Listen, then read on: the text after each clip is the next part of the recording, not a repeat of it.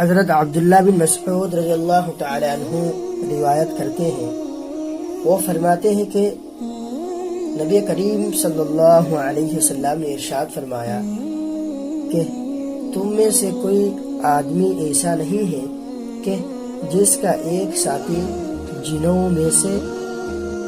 اور ایک ساتھی فرشتوں میں سے مقرر نہ کیا گیا ہو۔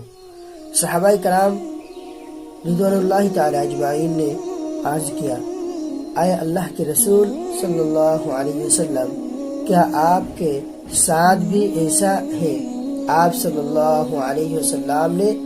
ارشاد فرمایا، ہاں میرے ساتھ بھی ایسا، مگر اللہ تعالی نے مجھے اس جن سے مقابلہ کرنے کی مدد دے رکھی ہے، اس لیے میں اس کے مکر اور فریب اور ضلالت سے سلامتی میں رہتا ہوں، بلکہ یہاں تک کہ وہ بھی مجھے نیکی کا مشورہ دیتا ہے۔ اس حدیث کو امام مسلم نے روایت کیا ہے۔